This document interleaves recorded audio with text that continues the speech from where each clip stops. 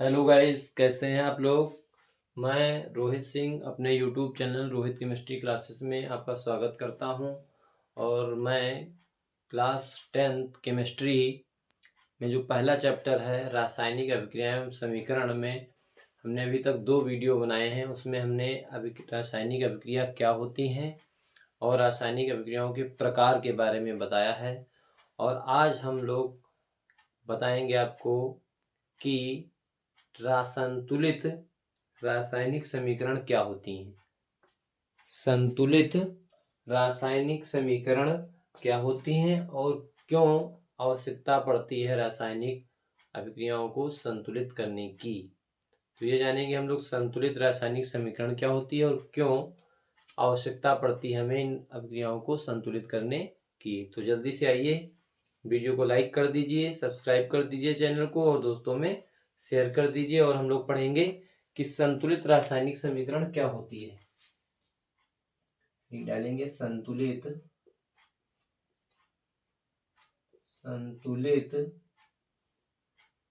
रासायनिक समीकरण। संतुलित रासायनिक समीकरण। संतुलित रासायनिक समीकरण क्या होती है हम लोग देखेंगे। संतुलित रासायनिक समीकरण में हम लोग देखेंगे वह रासायनिक समीकरण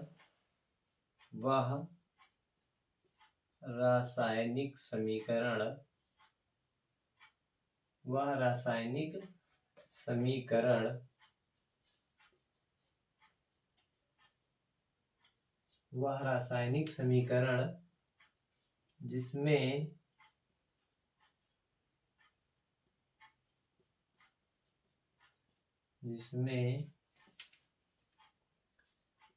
दोनों पक्षों अर्थात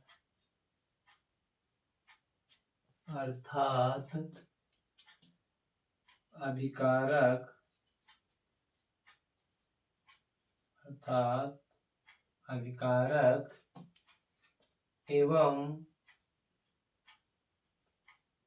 उत्पाद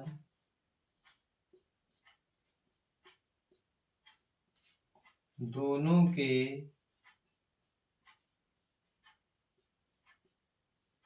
तत्वों के सभी परमाणु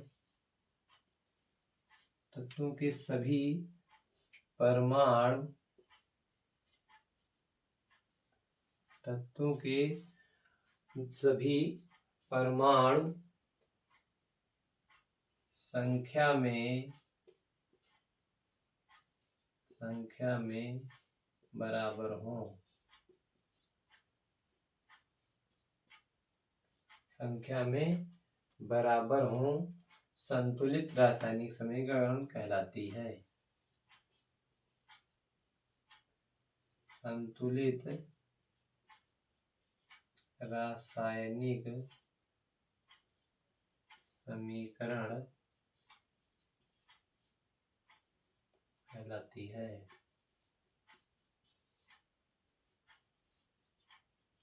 संतुलित रासायनिक समीकरण कहलाती है। जैसा कि हम लोग सीधा सीधा भाषा को बाद में समझिए, पहले व्यवहारिक समझ लीजिए। कोई भी रासायनिक अभिक्रिया जो हो रही है उसमें कुछ अभिकारक भाग ले रहे होंगे, कुछ उत्पाद उधर बन रहे होंगे। जब अभिकारक भाग लेकर के कुछ बनाएंगे तो उधर जो हमें प्राप्त होगा वो क्या प्राप्त होगा? उत्पाद। तो अभिकारक में जो भी तत्व आए हैं उनके परमाणुओं की संख्या और उत्पाद में जो भी तत्व आए हैं उनके परमाणुओं की संख्या क्या होनी चाहिए? दोनों पक्षों में बराबर होनी चाहिए, तभी वह अभिक्रिया या समीकरण संतुलित मानी जाएगी। तो जैसा कि हम यहाँ पर लिखा है कि वह रासायनिक समीकरण जिसमें दोनों पक्षों अर्थात अभिकारक और उत्पाद दोनों के तत्वों के सभी परमाणु संख्या में बराबर हो संतुलित रासायनिक समीकरण कहलाती है। जैसे हम लोग देखेंगे यहाँ पर कि यहाँ पर अगर हाइड्रोजन और नाइट्रोजन क्या करें? आपस में क्रिया कर रहे हैं और क्या बनाएं? अमोनिया बनाएं। क्या बनाएं? अमोनिया बनाए। तो यहाँ पर हम लोग देख रहे हैं कि हाइड्रोजन, नाइट्रोजन यहाँ पर 2 है, तो यहाँ पर हम क्या लगा देंगे आगे 2, क्या लगा देंगे 2। अब हाइड्रोजन कितने हो गए, 2 3 6, और इधर हाइड्रोजन कितने हैं 2, तो इधर क्या लगा दें 3।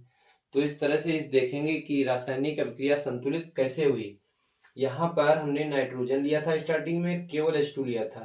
यहाँ पर थोड़ी देर के लिए देखेंगे, अगर हम ये ना लिखें तो यहाँ पर देखिए जरा, हाइड्रोजन और नाइट्रोजन आपस में क्रिया करें, क्या बनाए अमोनिया, क्या बनाए ये अमोनिया।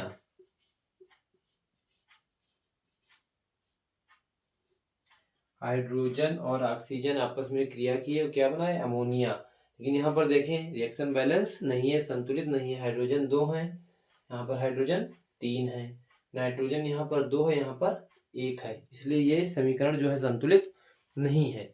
बस यही पढ़ना है हमको कि संतुलित रासायनिक समीकरण क्या होती है। संतुलित रासायनिक समीकरण वह समीकरण होती है जिसमें दोनों पक्षों, यानी कि इधर एरो के तीर के जो लेफ्ट लिखा है, जो तीर के इधर राइट लिखा है दाईं ओर, इन दोनों पक्षों में जो भी तत्व आए हैं उनके परमाणुओं की संख्या कितनी होनी चाहिए, समान होनी चाहिए। अगर हाइड्रोजन 2 है तो इधर भी हाइड्रोजन 2 होने चाहिए, अगर इधर नाइट्रोजन 2 है तो इधर भी नाइट्रोजन 2 होना चाहिए, तभी समीकरण संतुलित मानी जाएगी। तो ये समीकरण अभी संतुलित नहीं है, तो इसको हम लोग संतुलित करेंगे कैसे। इधर देखें नाइट्रोजन कितना है 2, इधर कितना है 1, आगे 2 लगा दिए। अब नाइट्रोजन 2 हो गया, तो नाइट्रोजन के 2 होने से हाइड्रोजन कितना हो गया, यहाँ पर 3 दूना 6, और यहाँ पर कितना है 2, तो यहाँ आगे क्या लगा दे 3, तो ये भी 6 हाइड्रोजन हो गया, हाइड्रोजन भी 6 हो गया, नाइट्रोजन 2 थे और नाइट्रोजन 2 है। तो इस तरह से समीकरण संतुलित होती है। अच्छा, अब आवश्यकता क्यों पड़ी किसी भी रासायनिक समीकरण को संतुलित करने की, क्योंकि आप लोग जानते होंगे एक नियम है द्रव्यमान संरक्षण का नियम। आवश्यकता क्यों रही,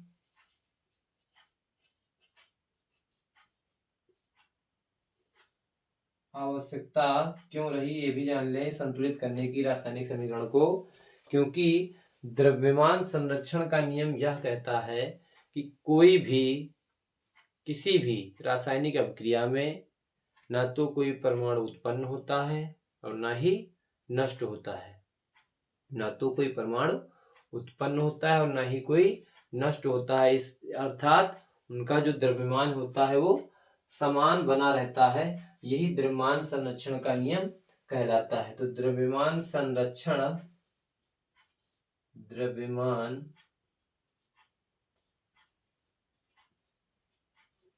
द्रव्यमान संरक्षण, द्रव्यमान संरक्षण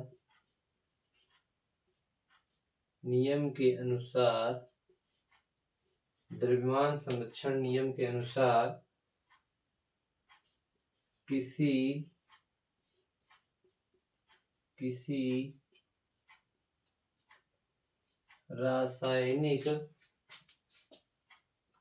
रासायनिक परिवर्तन में ना तो कोई नया परमाणु बनता है, ना तो कोई नया परमाणु बनता है, और ना ही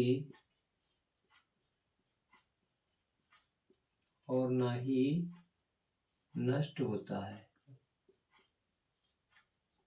और ना ही नष्ट होता है। अतः द्रव्यमान संरक्षण नियम को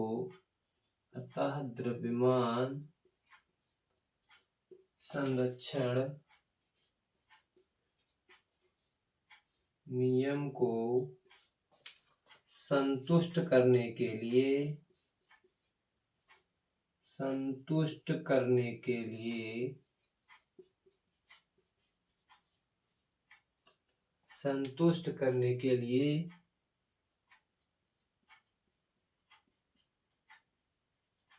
करने के लिए रासायनिक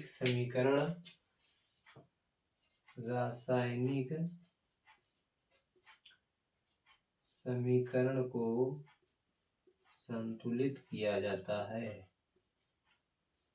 रासायनिक समीकरण को संतुलित किया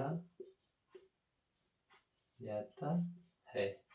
इतनी सी बात जाननी है। अगर प्रश्न आता है शॉर्ट में लघु उत्तरीय प्रश्न में कि संतुलित रासायनिक समीकरण क्या है और इसको क्या आवश्यकता है कि हम इस समीकरण को संतुलित करते हैं, तो हम लोग सीधी सी परिभाषा बता देंगे कि वह रासायनिक समीकरण जिसमें दोनों पक्षों अर्थात अभिकारक उत्पाद दोनों के तत्वों के सभी परमाणु क्या हो, संख्या में बराबर हों, उसे हम लोग क्या कहते हैं, संतुलित रासायनिक समीकरण कहते हैं, क्या कहलाती है।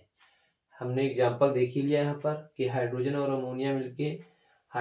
और नाइट्रोजन मिलके अमोनिया बना रहे थे, और स्टार्टिंग में हमने बताया था रिएक्शन, आप बैक करके देख सकते हैं वीडियो, बैलेंस नहीं थी, लेकिन बाद में हमने यहाँ पर 2 लगाया क्योंकि यहाँ पर N2 था, तो यहाँ पे 2 से हाइड्रोजन 6 हो गया था, इसलिए हाइड्रोजन के आगे हमने 3 लगा दिया, तो रिएक्शन क्या हो गई, बैलेंस। इस समीकरण को कहते हैं हम लोग संतुलित रासायनिक समीकरण। जो आप रिएक्शन देख रहे हो 3H2 + N2 gives up 2NH3, ये रिएक्शन कैसी है, संतुलित रासायनिक समीकरण है। आवश्यकता इसीलिए पड़ी क्योंकि द्रव्यमान संरक्षण नियम ये कहता है किसी भी रासायनिक परिवर्तन में न तो कोई नया पदार्थ बनता है और न ही नष्ट होता है, और इसीलिए द्रव्यमान संरक्षण नियम को संतुष्ट करने के लिए रासायनिक समीकरणों को संतुलित किया जाता है। तो एक टॉपिक ये आज हो गया, और फिर कल हम आप लोगों के लिए वीडियो लेकर आएंगे। वीडियो को रेगुलर देखिए, कंटिन्यू रेगुलर एक वीडियो आपके लिए हम बनाएंगे, और हमारे वीडियो को लाइक कीजिए, चैनल को सब्सक्राइब कर लीजिए और अपने दोस्तों में शेयर कर दीजिए, और कमेंट करके बताइएगा कि कैसी लगी class. Thank you for watching this video.